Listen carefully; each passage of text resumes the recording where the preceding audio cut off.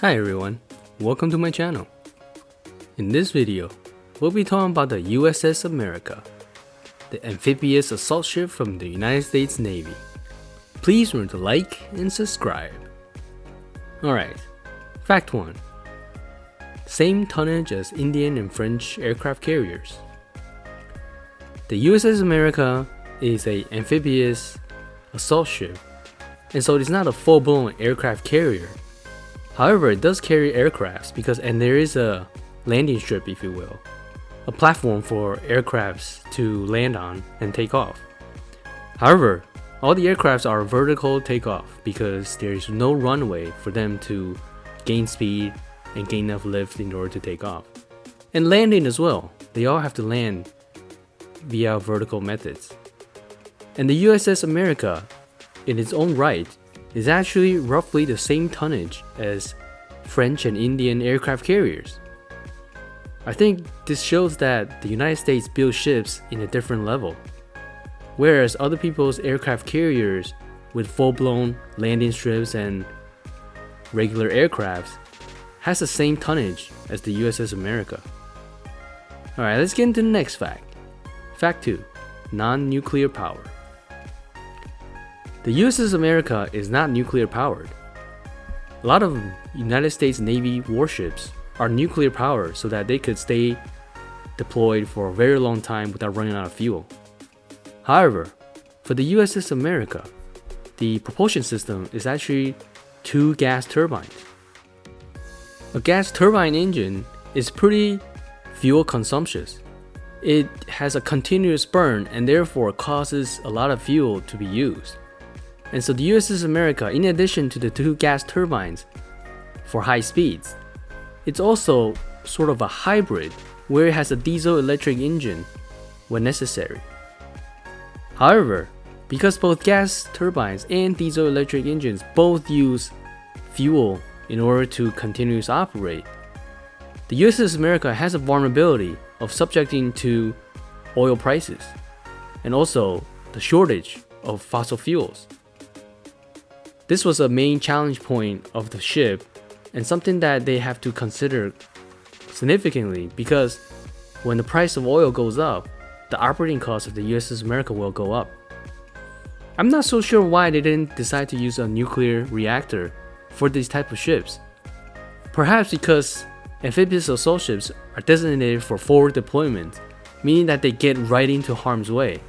And so maybe they don't want nuclear reactors to be blown up and have huge accidents and radioactive issues.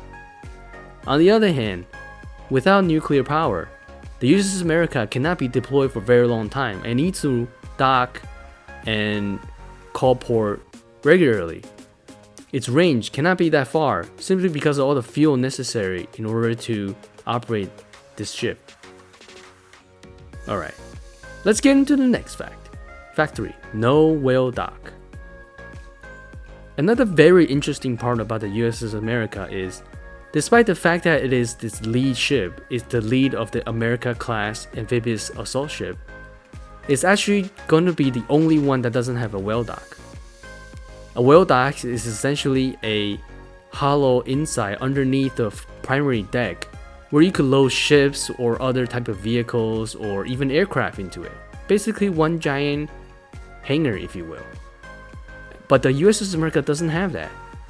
The USS America underneath the main deck is simply other components of the ship, and there is no one hollow space to put in another ship or a small boat or carry a lot of different amphibious assault equipment.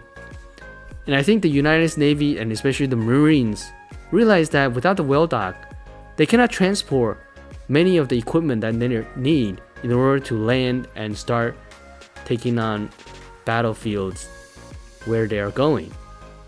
Cool. Let's get into the next fact. Fact 4. A top speed of 22 knots. Another interesting part about this is not a fast moving ship. Its top speed is only roughly 22 knots. And it makes sense because this is a very large ship. And as we talked about in the first section, it has quite a bit of tonnage, despite being just an amphibious assault ship and not a full-blown aircraft carrier. However, this speed is probably not a concern because the role of the USS America is really to be forwardly deployed and send the Marines into combat as quick as possible. The ship doesn't actually have to get near a war zone. It could park relatively far away and then use the Ospreys to transport Marines from the ship to the battleground. And also, it has helicopters, transport helicopters, as well as F-35 fighter jets, so that it could not necessarily have to swerve and maneuver or get to a place as quick as possible. And so I think it's okay that the speed isn't so high, despite the fact that this is such a large ship. And again, to achieve the 22 knots of speed, it needs the gas turbine generators. Cool, let's get into the next and final fact: electric auxiliary systems. Despite the need of such a vast amount of fuel due to its engines, it does have a fully electric auxiliary system.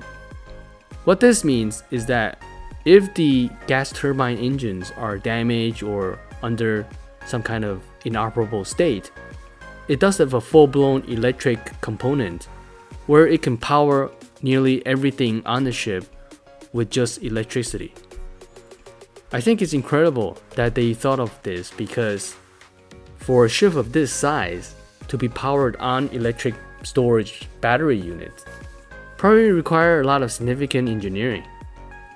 And not only that, all the necessary equipment on top of the deck would also need to feed into this power.